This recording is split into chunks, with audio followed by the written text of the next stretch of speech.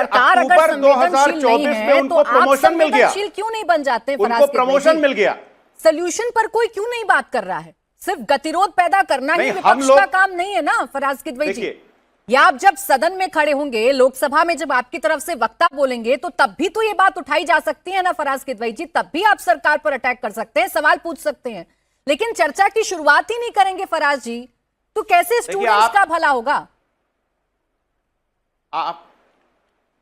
आपने अभी कहा कि सिर्फ गतिरोध पैदा करना मकसद नहीं है। बिल्कुल सही बोल रही हैं आप। दुष्यंत कुमार जी ने भी यही लिखा था कि सिर्फ हंगामा खड़ा करना मेरा मकसद नहीं, मेरी कोशिश है कि यह सूरत बदलनी चाहिए, और मेरे सीने में नहीं तो तुम्हारे सीने में कहीं भी आग हो, लेकिन आग जलनी चाहिए।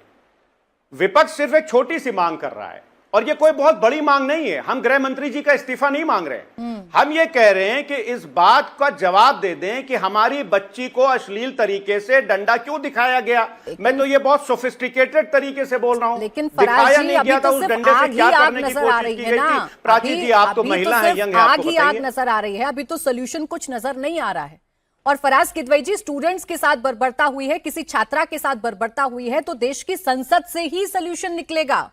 कहां कौन इस बात का पक्षधर है कि इस पर चर्चा नहीं होनी चाहिए? या सरकार के एक भी व्यक्ति का बयान मुझे बता दीजिए जो ये कह रहा हो कि जो बर्बरता हुई या जो लाठीचार्ज हुआ या जो मिसमैनेजमेंट हुआ वो ठीक है, तो मैं मान जाऊंगी कि सरकार की नीयत खोट है। ठीक है, आप ये बोल रही हैं कि किसी भी एक सरकार के उसका हम ये वक्तव्य दिखा दें। मैं दिखा देता हूं, दिखा दीजिए।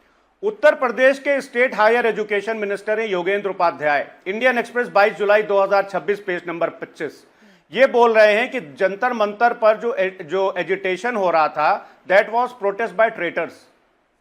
ये अपनी रिसर्च टीम से बोलिएगा कि मैंने डेट भी बता दी है, पेज नंबर भी बता दिया है। ऐसे 5 लोगों के बयान आपके पास समय कम है, मैं बता सकता हूं। ठीक है, अब आप बताइए, आपने भी क्या बोला? मैं जवाब ले लेती हूँ। आपने कहा मैं जवाब ले लेती हूँ फराज किदवई जी, मिनिस्टर का बयान मैं जवाब ले लेती हूँ ना फराज किदवई जी। के शर्मा जी, यही वजह है कि विपक्ष को यकीन नहीं होता, विपक्ष चर्चा नहीं करवा पा रहा है, चूंकि उन्हें यकीन नहीं है कि आपका स्टैंड क्या है।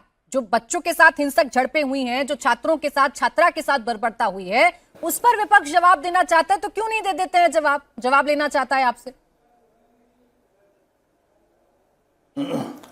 देखिए प्राची जी, स्पष्ट तो ये है कि विपक्ष इस समय राजनीति भुनाने की कोशिश कर रहा है।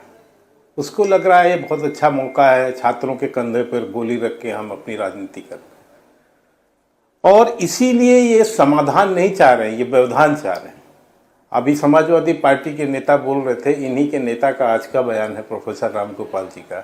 वो कह रहे कानून से क्या होता है, तो वो तो उनको तो ना कानून पे विश्वास है ना किसी पे विश्वास है, तो इसका तो कोई हल है नहीं। वो तो कह रहे हैं कि कानून से क्या चीज़ रुकता है। तो ये तो खैर समाजवादी पार्टी का सोचने का तरीका है, ये तो कभी कानून का सम्मान ही नहीं किए। ये तो जिस तरह की पार्टी हैं, गुंडागर्दी और बदमाशी के लिए जाने जाते हैं, तो वो कभी कानून मानते तो इस तरह के हालात थोड़ी न रखते। लेकिन अभी एक प्रश्न आया कि इन्होंने इनके कोई नेता हैं, इनको टेटर कह रहे हैं, ये कह रहे हैं। मैं इतना ही पूछना चाहता हूँ, छात्रों पर जिस भी तरह की कार्रवाई हुई गलत थी, हम उसकी निश्चित रूप से उसके प्रति संवेदनशील हैं और हम संवेदना भी व्यक्त करते हैं। लेकिन मुझे फराज किदवई ये बताएं कि 130 पुलिस वाले घायल हुए, 30 से 40 गाड़ियां जला दी गई, तोड़ दी गई। ये किसने किया? एक शब्द इनके लिए भी किसी विपक्ष की ओर से एक शब्द निकलेगा? ये 130 पुलिस वाले भी ये देश के इंसान ही, हमारे ही देश के नागरिक है ना। जिन मीडिया वालों पर हमला हुआ, जिन मीडिया वालों को वहां पर पीटा गया, ये कौन थे सर? ये अराजक तत्व तो नहीं थे?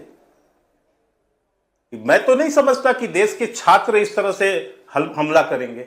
ये तो वो अराजक तत्व थे ना, जिन लोगों ने पुलिस पर हमला किया, गाड़ियां तोड़ी, मीडिया पर हमला किया, और ये सारी चीज हुई, लेकिन इनकी जबान से वो नहीं निकलता।